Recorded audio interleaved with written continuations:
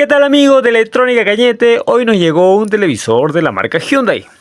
El cliente nos cuenta que el televisor dejó de encender de la noche a la mañana. Y si le enchufamos y nos damos cuenta que el LED standby tampoco enciende.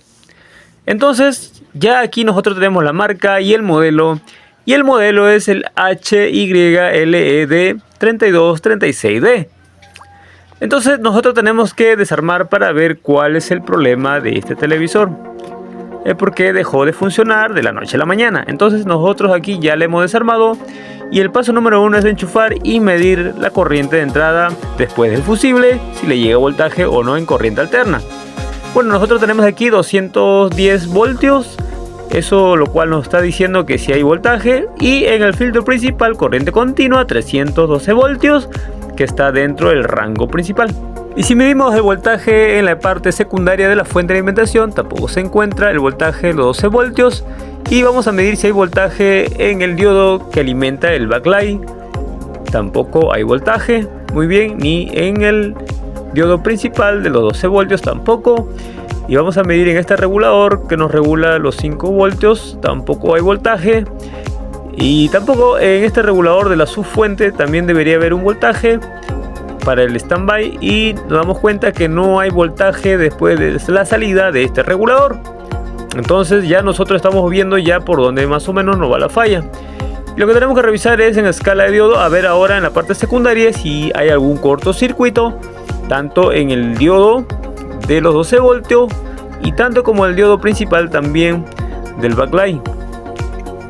Lo que tenemos que verificar es que el voltaje no nos esté rebotando de la parte primaria, porque simplemente pudiera haber un cortocircuito aquí en la parte secundaria, en el área fría de nuestra fuente de alimentación, y nos damos cuenta que no hay cortocircuito en el circuito del backlight, ni tampoco en el circuito de los 12 voltios, ni en el sistema de regulación, que es este regulador de aquí, que esto se encuentra muy bien y no hay cortocircuito. Muy bien, entonces vamos a ver el otro regulador de la subfuente, también si hay cortocircuito, y nos damos cuenta que no hay cortocircuito. Entonces ya el problema nos está diciendo que la falla se encuentra en la etapa primaria, más conocida como el área caliente de la fuente de alimentación. Recordemos aquí que la fuente de alimentación se divide en dos etapas, en el área caliente y en el área fría.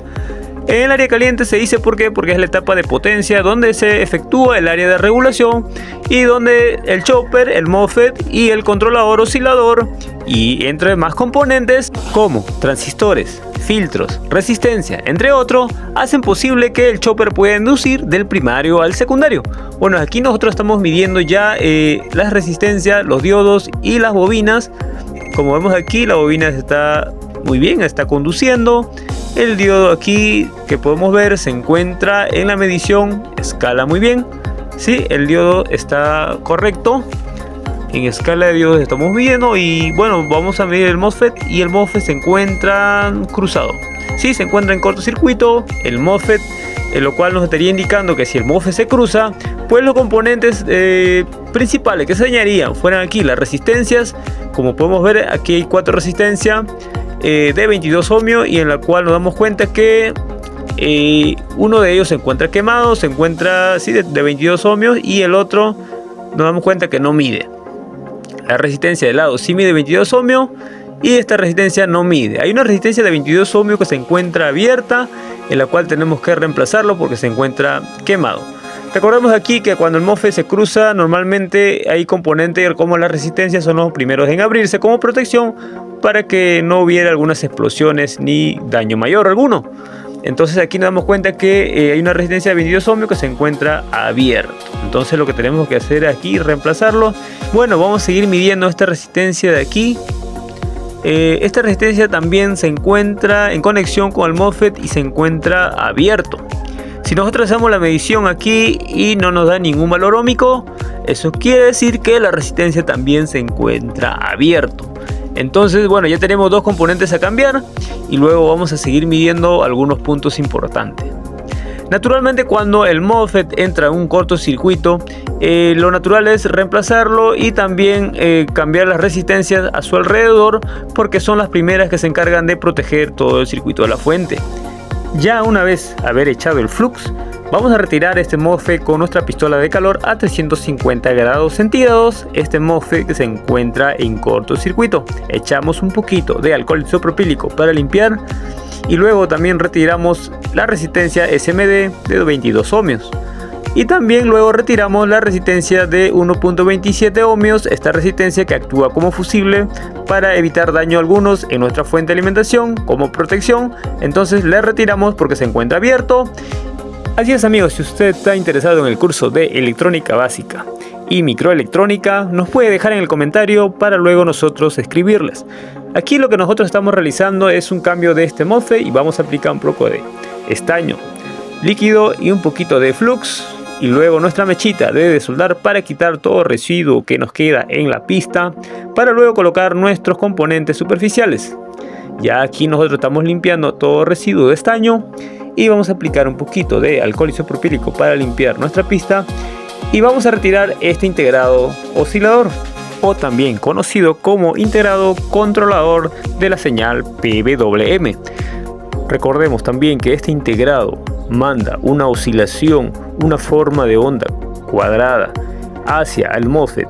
Esta forma de onda va en una determinada frecuencia y para programar este tipo de integrado lo que nosotros tenemos que hacer es reemplazar esas resistencias pequeñitas que van en este integrado controlador de 6 patas.